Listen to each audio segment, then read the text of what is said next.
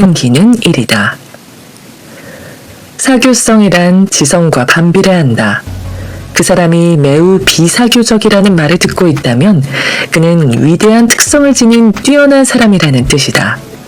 지적으로 뛰어난 사람은 고독으로 두 가지 이점을 얻는다. 첫째는 자기 자신과 함께할 시간을 얻고, 둘째로는 타인과 함께하지 않을 자유를 얻는다. 교제에는 많은 강제와 고충, 위험이 따른다. 인간의 불행 중 상당수는 혼자 있을 수 없어서 생기는 일이다. 사교성은 도덕적으로 떨어지고 지적으로 우둔하거나 불합리한 사람과 접촉하게 만드는 성격이다. 위험하면서도 해롭다. 비사교적이라는 것은 사교가 필요하지 않을 만큼 많은 것을 지니고 있다는 뜻이므로 그 자체만으로 큰 행복이다. 인간이 겪는 모든 곤괴는 교제에서 비롯되기 때문이다. 건강 다음으로 행복의 가장 중요한 요소인 마음의 평정이 사교 때문에 위험해진다. 고독이 없었다면 인류는 지금까지 존재하지 못했을 것이다. 음식을 절제하면 몸이 건강해지듯 사람과의 만남을 자제하면 영혼이 건강해진다. 문제는 인간이 고독에서 태어나지 못했다는 것이다. 인간은 이 세상에 태어날 때 혼자가 아니었다. 부모가 있고 형제 자매가 있고 국가와 사회라는 공동체의 소유물로 탄생했다. 어쩌면 고독은 인간의 본성이 아니라 경험과 고뇌의 결과로 만들어진 관념일 수도 있다. 나와 다른 사람들과 교제해서 무엇을 얻겠는가? 사람들과 어울리려면 자신의 본성에 깃든 가장 저급하고 비열한 부분, 즉 일상적이고 비속하며 천박한 부분을 매개로 끄집어낼 수밖에 없다.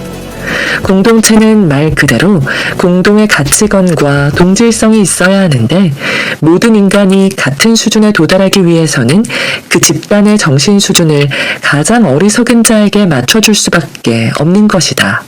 그러므로 사회성은 타인의 높은 수준에 맞춰 나를 끌어올리는 것이 아니라 타인의 가장 낮은 수준에 맞춰 나를 떨어뜨리는 행위가 된다. 공동체를 존속하는 가장 편리한 방법은 저급한 인격을 고상한 인격으로 교육하기보다는 고상한 인격이 저급한 인격을 흉내내게 만드는 것이다. 고립과 고독은 아마도 이런 사회 구성에 질려버린 인간의 영혼이 살기 위해 창안한 고급스러운 감정일지도 모른다. 적과 동지를 구별하는 가장 좋은 방법. 추종과 아첨을 우정이라고 착각하는 사람들이 많다. 이것이야말로 우정에 대한 모독임에도 많은 사람이 우정을 확인하는 선의로 추종과 아첨을 바란다. 그렇다면 이미 그 사람의 인생에서 상대방과의 친밀함은 우정이라는 성격이 아니다. 그는 지배를 원하고 있다. 진정한 지배는 지위라는 권력의 도움이 필요하지 않다. 칭찬과 선망만으로 나의 권리가 확보되는 것도 아니고 내게 그만한 지위가 주어지는 것도 아니다. 지배당하고 싶지 않다면 나를 지배하는 자와 똑같이 행동하면 된다. 그것이 가장 빠른 길이다. 여기에는 망설임도 절제도 없어야 한다. 지배당하고 있다는 자괴감과 지배하고 싶다는 삐뚤어진 욕망이면 충분하다. 나의 경험에 의하면 적과 동지를 구별하는 가장 좋은 방법은 소문이다. 나의 불행을 타인에게 이야기하는가 하지 않는가에 따라 적과 동지를 구별하면 된다. 인간관계에서 돈은 진실을 확인하는 창이다. 돈을 빌려달라는 요구를 거절함으로써 친구를 잃게 되는 경우도 많지만, 그보다 더 많은 경우 돈을 빌려줌으로써 친구를 잃게 되는 것만 봐도 그렇다. 최고의 친구는 한없이 적에 가까운 친구다.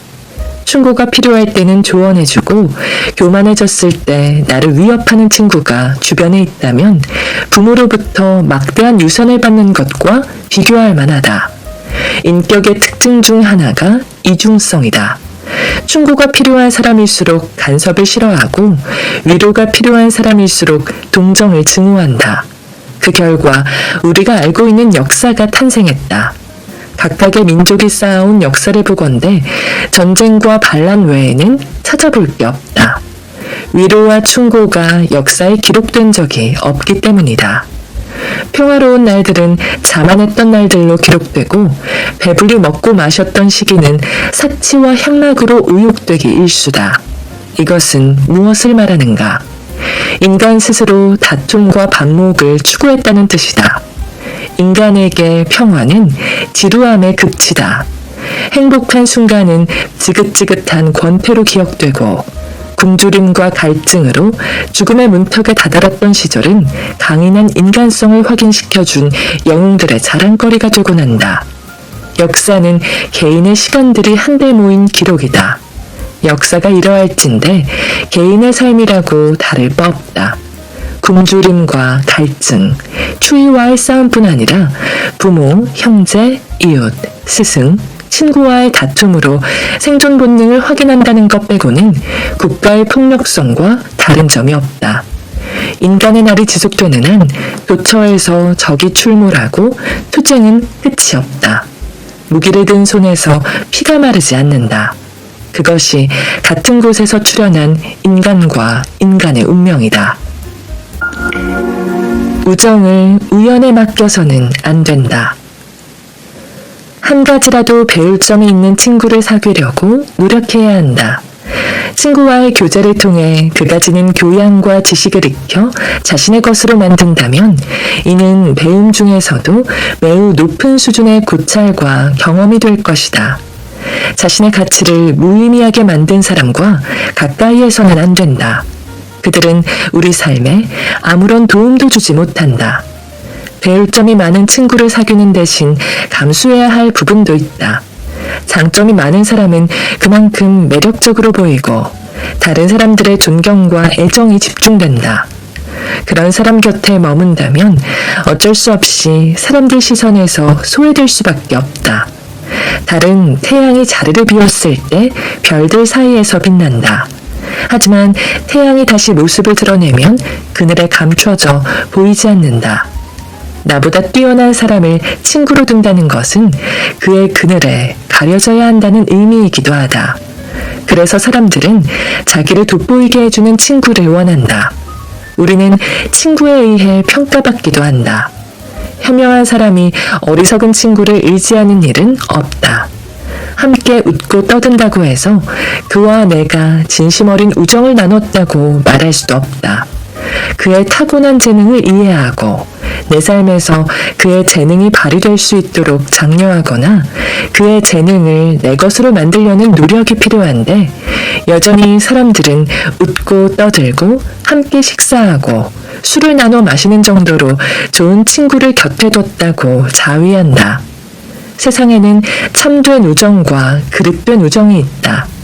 그릇된 우정의 목표는 쾌락이고 참된 우정의 목표는 인생의 풍부한 결실, 다시 말해 성공을 기약하는 우정이다. 인격을 갖춘 친구의 선의의 비판이 우리를 선량한 길로 이끈다. 그의 충고는 부모, 스승, 정부의 법률보다 훨씬 고귀하고 강제적이다. 그러므로 우정을 우연에 맡겨서는 안 된다. 나를 사랑하는 친구는 나의 슬픔을 쫓아내고 나로부터 웃음 짓기를 원하는 친구는 내게 슬픔을 가져온다. 한 가지 더 충고하자면 우정은 두 사람 중 한 명이 보다 부유해졌을 때 금이 간다. 우정에서 약한 모습을 보여서는 안 된다. 인간의 마음은 아주 쉽게 깨어지는 유리그릇이다. 인간의 감정을 구성하는 성분마다 결함이 있다는 것을 명심해야 한다. 인간에게는 기본적으로 끈기가 없으므로 호감은 언제든지 반감이 될 수 있음을 알아야 한다. 아무리 오래 사귄 친구더라도 그의 마음은 나의 눈동자보다 더 약하다는 것을 알아야 한다. 그 연약한 마음을 건드려서는 안 된다. 그는 농담도 견디지 못하고 진담도 견디지 못한다. 작은 불행도 참지 못하고 나의 성공에도 감정이 상한다. 인간과의 교제는 극도의 주의가 필요한 매우 힘든 수행이다. 항상 그들의 연약한 마음을 신경 써야 하고 표정도 수시로 살펴봐야 한다. 자기 신상에 조금만 불리한 일이 생겨도 그들은 불쾌감을 드러낸다. 인간은 감정의 노예다.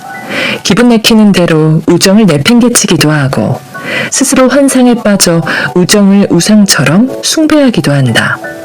좋은 친구를 찾는 법은 인간에 관한 판단이다. 이때 기준은 예의다. 예의가 바른 사람은 타인과의 의견이 대립될 때 타인의 입장을 고려해서 최대한 공정한 판단을 내리려고 노력한다. 그 같은 노력의 결과가 좋지 못하더라도 이런 시도가 우정을 형성하고 지속하는데 중요한 원동력이 된다. 예의가 바른 사람은 자기 생각이 옳은 것처럼 상대방의 생각도 그의 입장에서는 옳은 선택임을 인정할 줄 안다. 반대로 내면이 비천한 사람은 그가 스스로를 사랑하고 인정하듯 모든 사람이 자기를 사랑해주고 인정해줘야 한다고 생각한다. 그런 자들과 싸우느니 예의 바른 사람에게 시비를 걸어 다투는 편이 낫다. 내면이 비천한 사람의 행동 특성은 야비함이다. 그들을 공정하게 대우해준다는 것은 그들의 먹잇감이 되는 행동이며 그들이 우리에게 공평을 베풀리라고는 기대하지 말아야 한다. 그들에게 우정은 의무가 아닌 편의이기 때문이다. 그들에게 충고는 한낱 시끄러운 말에 불과하다. 어려움을 함께할 친구를 구하라.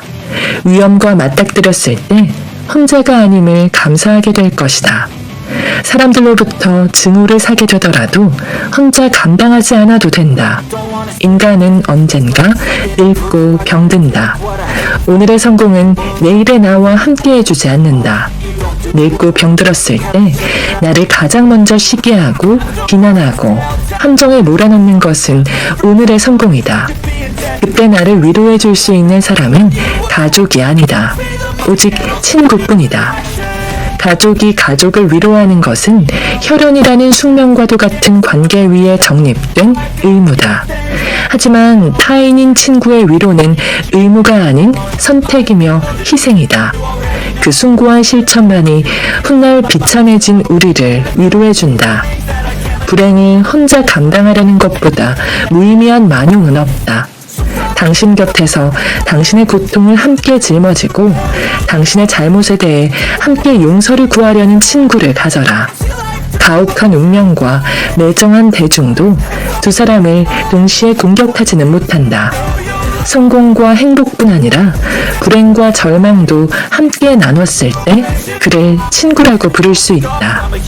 인생의 불행은 우리의 두 팔로 받들기에는 너무나 무겁다는 것을 명심해야 한다. 마지막으로 특별한 경우가 아니라면 친구에게 도움을 요청하지 않는다. 사소한 일에 친구의 호의를 이용하는 것은 우정이 아니다. 진짜 위기가 닥쳤을 때를 대비해 친구의 호의를 소중히 간직해둔다. 사소한 일에 친구의 호의를 남발한다면 친구의 호의는 점점 더 퇴색할 수밖에 없다. 불행이 터졌을 때보다 불행이 지나간 후가 더 중요하다. 나보다 앞서 있는 사람을 굳이 봐줄 필요는 없다. 타인과 다른 것을 소유하면 비교당하거나 비교할 이유가 사라진다. 노력해도 앞지르지 못할 것 같다면, 그래서 질투가 나고 괴롭다면 그들과 다른 길로 가는 게 상책이다. 그 길에는 나를 괴롭게 만드는 사람이 한 명도 없을 것이다. 사람들에게 판단받고 싶지 않다면 그들이 판단할 수 없는 생활을 하면 간단하다. 그들이 하지 않는 선택을 하고 그들이 관심을 보이지 않는 것들에 집착하면 해결될 문제다. 인생은 실수와 우연으로 덮여 있다. 실수는 실패가 아니다. 실수의 결과는 아무도 모른다. 왜냐하면 실수 뒤엔 항상 우연이라는 것이 따라오기 때문이다. 우연히 무슨 짓을 저질러 줄지는 아무도 모른다. 실수를 성공으로 바꿔줄지도 모르고 완벽한 계획을 뿌리부터 틀어지게 만들어버릴지도 모른다. 따라서 확신을 가질 필요도 없다. 우연히 무슨 꿍꿍이를 꾸미고 있는지 아무도 모르기 때문이다. 괴테의 말처럼 그냥 안장을 잘 얹고 말을 타면 된다. 그런 점에서 다윗 왕의 삶은 주목할 가치가 있다.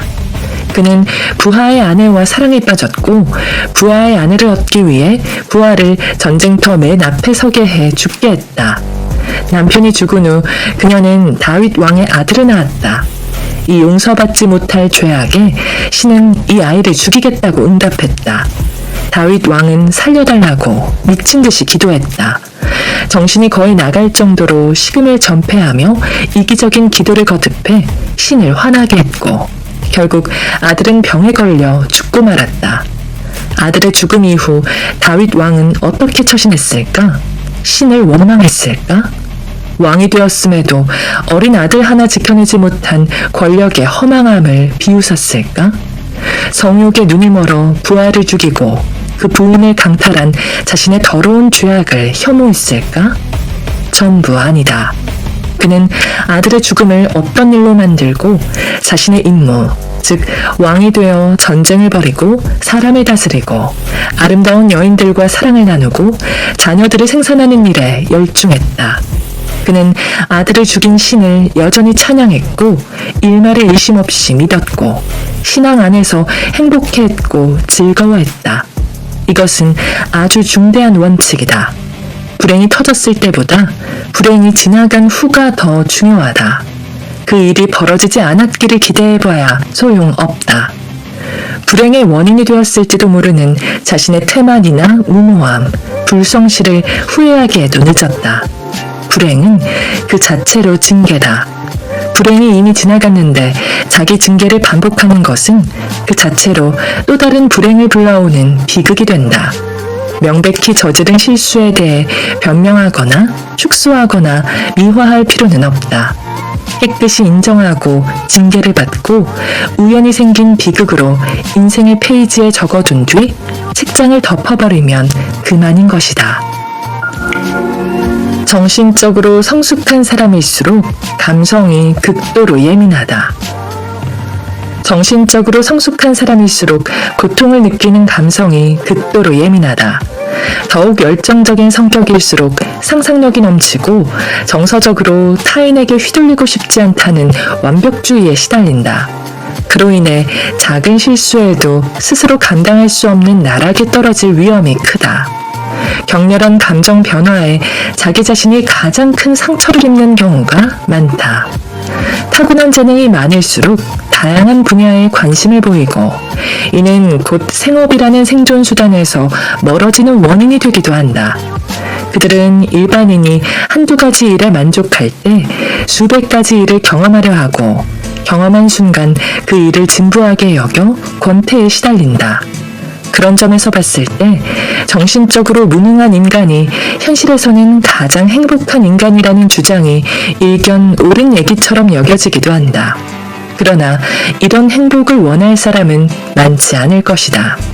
나 또한 무엇이 옳은지 미리 결정할 의사는 없다. 안티고네는 행복의 첫째 조건은 분별력이다 라고 말했다. 하지만 비슷한 시기에 아이아스는 생각 없이 사는 것이 제일 즐겁다 라는 말을 남겼다. 이에 대해서는 구약시대 사람들도 의견이 일치하지 않는다. 위경의 어느 구절은 바보의 삶은 죽음보다 고약하다 라고 했지만 지혜의 왕 솔로몬은 지혜가 많으면 번뇌도 많다 라고 했다. 아파하고 싶지 않다면 아픔과 친해져야 한다. 사람과의 관계를 보다 원활하게 이끄는 힘은 지속적인 우정에서 나온다. 우정의 성격은 차분한 한결같음이다. 변한다면 그것은 우정이 아니다. 들뜬다면 그 또한 우정은 아니다. 변하는 것은 계산이며 들뜨는 것은 사랑이다. 내 친구는 그곳에 있고 난 이곳에 있다. 내 친구가 그곳에서 할 일이 있듯이 나 또한 이곳에서 할 일이 있다는 마음의 여유와 가치관이 우정의 진리다. 그 같은 마음의 여유와 가치관이 없는 우정은 언제 눈금이 달라질지 모르는 저울이며 흥분이 가라앉은 뒤에 찾아오는 배신감이다. 우리는 친절과 우정도 구분할 줄 알아야 한다. 친절이 그의 인격에 대한 감탄이라면 우정은 친구의 영혼을 위한 헌신이다. 감탄은 그의 그림자를 발견하는 동시에 사라지지만 헌신은 그의 그림자를 바라봄으로써 더욱 애잔해진다. 친절이 상대방의 감사로 만족한다면 우정은 친구의 행복으로 만족한다. 우정은 두 개의 영혼을 지니고 있다. 우정을 가진 자는 두 개의 영혼을 가진 자다. 한 영혼이 쓰러지더라도 곁에 있는 또 다른 영혼이 그를 일으켜 세운다. 어떤 경우에도 둘이 함께 쓰러지는 법은 없다. 삶이 인간에게 우정을 선물한 까닭이다. 우정은 다른 어떤 감정보다 인간을 현명하게 만든다.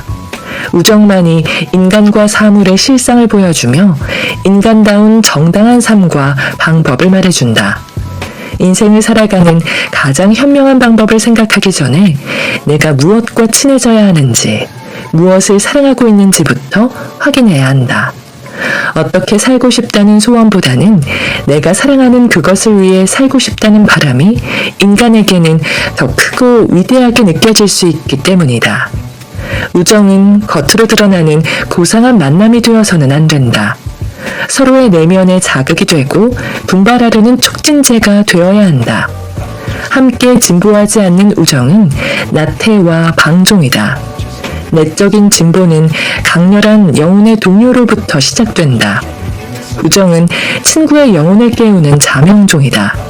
그 역할에 충실하지 못한 우정은 자기 본위의 나르시시즘에 가깝다. 우리가 참다운 우정을 부러워하면서도 일상에서는 소모적인 만남을 반복하는 이유는 잠에서 깨어난 영혼을 두려워하기 때문이다. 긴 잠에서 깨어난 나의 영혼이 무지와 무감각과 게으름으로 얼룩진 나 자신을 보고 절망할까봐 두려운 것이다. 인생이 당신에게 축복으로 남기를 소망한다면 당신이 먼저 인생을 사랑해야 한다. 친해지고 싶다면 당신이 먼저 다가가서 마음을 보여줘야 한다. 아파하고 싶지 않다면 아픔과 친해져야 한다. 나를 사랑한다면 내 영혼이 바라는 나의 모습과 친해져야 한다.